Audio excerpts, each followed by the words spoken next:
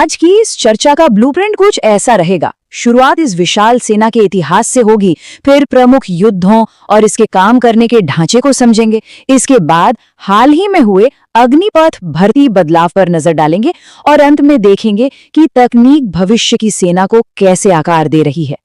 तो चलिए बिना किसी देरी के शुरू करते हैं। भाग एक विशाल बल की उत्पत्ति। किसी भी नए बदलाव को समझने के लिए उसके इतिहास की गहराई में जाना बहुत जरूरी होता है। इस कहानी की शुरुआत 1895 में एक एकीकृत सेना के गठन के साथ होती है, लेकिन दुनिया ने इसकी असली ताकत विश्व युद्धों में देखी। प्रथम विश्व युद्ध में 13 लाख और द्वितीय विश्व युद्ध में 25 लाख सैनिकों ने मोर्चा संभाला था। 1947 में आजादी और 1950 में गणतंत्र की स्थापना के बाद इस सेना ने अपना वो वर्तमान स्वरूप लिया जिसे आज दुनिया जानती है। अब आते हैं दूसरे अहम पड़ाव पर, प्रमुख संघर्ष और ऑपरेशंस। आजादी के बाद का यह वो दौर था जिसने भारतीय उपमहाद्वीप का भूगोल हमेशा के लिए तय कर दिया।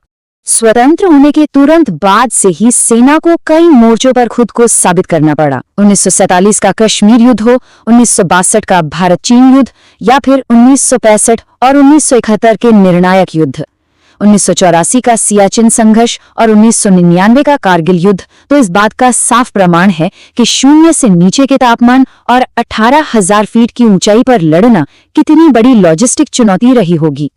और दिलचस्प बात यह है कि इस सेना का योगदान सिर्फ सीमाओं तक सीमित नहीं है। वैश्विक स्तर पर देखा जाए तो 43 संयुक्त राष्ट्र शांति अभियानों में 1,60,000 से ज्यादा सैनिक भेजे जा चुके हैं।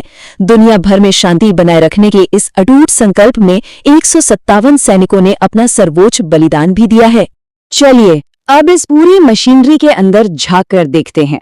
भाग 3, सेना का संगठनात्मक ढांचा। आखिर 12 लाख से ज्यादा लोगों की ये संस्था रोजमर्रा के स्तर पर काम कैसे करती है?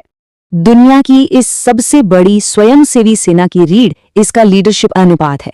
यहाँ लगभग 42,900 अधिकारी हैं जो 11,85,000 से अधिक सैन्य कर्मियों का नेतृत्व करते हैं।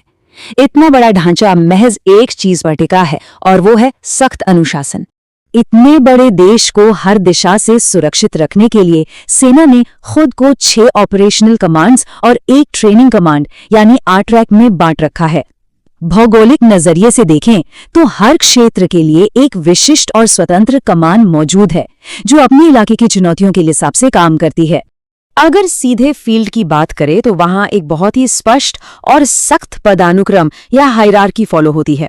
सबसे ऊपर कमांड, फिर